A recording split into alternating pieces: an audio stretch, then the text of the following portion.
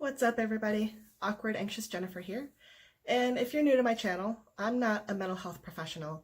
I'm just somebody who struggles with mental illness, primarily bipolar disorder and anxiety, although I think I might also be on the autism spectrum. And I'm really passionate about mental health, spreading awareness about mental health, talking about tips that have helped me, trying to give you success stories of my life.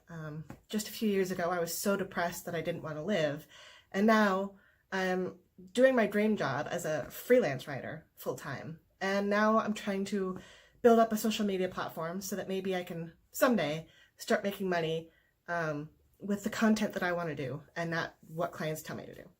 So that's where I'm coming from. Today, for Mental Health Awareness Day, I wanted to talk about anxiety. Different anxiety disorders are the number one cause of, or the most common type of mental illness in the United States. And approximately 40 million adults in America struggle with some type of anxiety. So even though anxiety can feel very isolating and you can feel very alone with it, you're not. A lot more people struggle than you would expect. Anxiety is something that I deal with, mostly social anxiety and phone anxiety, but I will still get struck with, general anxiety from time to time. Especially when I'm stressed out, it'll just hit me.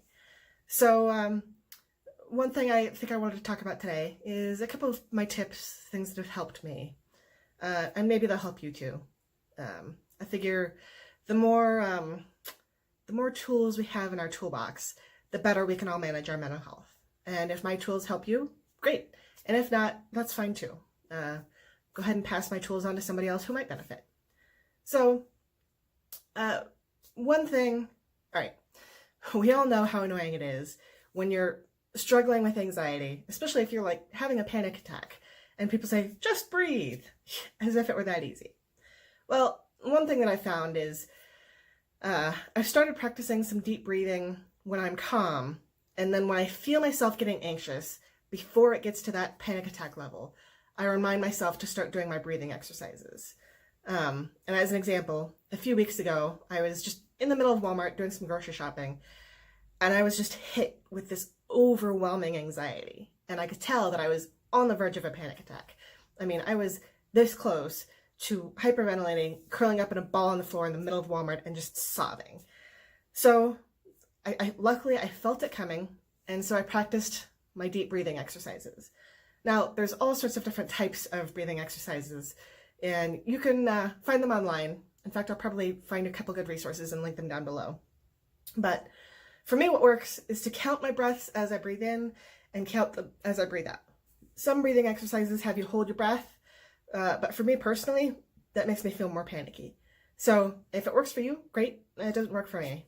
So what I do is I count as I breathe in, and when I'm first panicking, I might only get to a count of 3 or 4, in 2, 3, out 2, 3. And then I try to increase my count every time I take a breath. Now, usually I can get up to a count of about 8, and then that's as long of a breath as I can take. So I'll sit there and inside my head count, in 2, 3, 4, 5, 6, 7, 8, out 2, 3, 4, 5, 6, 7, 8. And I keep doing that until I feel better. Now, luckily for me, Walmart has self-check, so I didn't have to talk to a cashier, because I don't know if I could have stopped counting my breathing long enough to talk to another human being.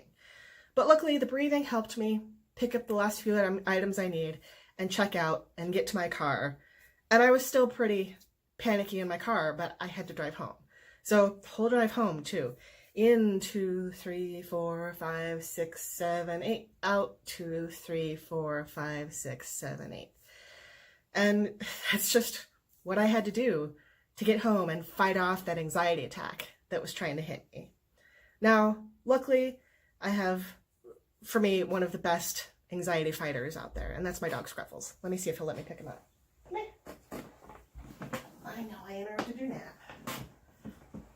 This little guy doesn't like to be held very much. Oh, thank you. Thank you. But snuggling with him, okay, I'll put you down, is one of the ways that if I'm at home can really help calm my anxiety. Oh, hello. pets aren't for everybody. For me, they really help my mental health. Let me try to point at the correct shoulder this time. I think it's this one. I don't know. I'll link the video I did about how having pets helps my mental health personally. Are you just gonna sit there and cry now? So, even though it's frustrating when somebody says, just breathe, if you practice breathing exercises when you're calm and you can think to do them when you start feeling anxiety, I have found that they can be super useful and help calm me down. The main type of anxiety that I personally struggle with is social anxiety. And social anxiety is one of those things that definitely exposure therapy helps. But it can be tough to take that first step. So what for me works is to take things very, very slow. I love meetup.com for finding groups of people in my area that we all have something in common or whatever. A few months ago, I found this amazing group, and I've become very, very good friends with several people from this group. And it's the first time I don't know if ever, but in a very long time, had really good, close friends that I can text when I'm having a really bad day or say, hey, can we meet up and talk or whatever. So that's been huge. But, if you have social anxiety, just showing up and being social can be really, really hard. I understand. So set yourself very small goals. First, just find one that you think you might enjoy, sign up for it, and get to the event. Drive or take your Uber or whatever. Don't force yourself to go inside if you're too anxious. If you just go there, freak out, and leave, at least you went. That's a good first step. So instead of feeling bad about not being able to go inside, congratulate yourself that you went.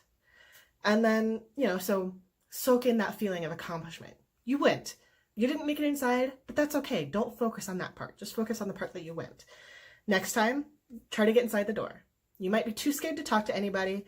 I've had events, especially back in Denver, but actually it's happened at least once here too, where I would show up and I couldn't find the meetup. There was no signage. It's, usually at a restaurant and there's groups of people everywhere. And if you're using the app, the heads of people are itty bitty, that literally thumbnail-sized head. And you're trying to look at the teeny tiny heads in the app on your phone and then find those faces in a giant crowd. I have literally just turned around and went home because I couldn't find the group. And I was too anxious to just start asking random groups of people, hey, is this the meetup? And that's okay too, because you know what? I went. I made it. I got out of my place and went. And all right, I didn't meet the group, but I went. So, so just gradual steps like that. Don't beat yourself up for not showing up, having an amazing time, and making best friends. That beating yourself up is never, ever going to work. So whatever small step you take to overcome that social anxiety, congratulate yourself, celebrate it, and then just try to do better next time. So now when I'm meeting new groups of people, I do still get anxious, but it's better than it used to be.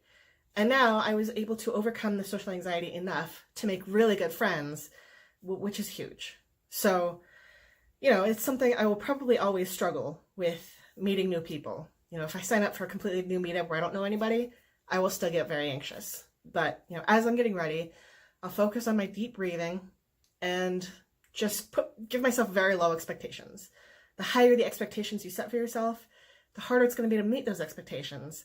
And then you're going to be disappointed or frustrated and then be more anxious the next time you go out. So anyway, those are my tips today for anxiety. If you have other tips for dealing with anxiety, please leave them in the comments below for other people. Because like I said, anxiety problems are the most common mental illness in the United States. And we should all have as many tools as possible in our virtual toolbox to manage our anxiety or whatever other issues we have. So I guess that's it for today. I hope you all have a great day. Be kind to one another, and I'll talk to you later. Bye.